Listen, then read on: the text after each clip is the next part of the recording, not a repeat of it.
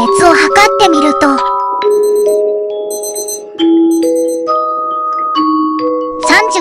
39.3 度だった。高熱と知って絶望する飼い主。しんどくなったので、横になっていると、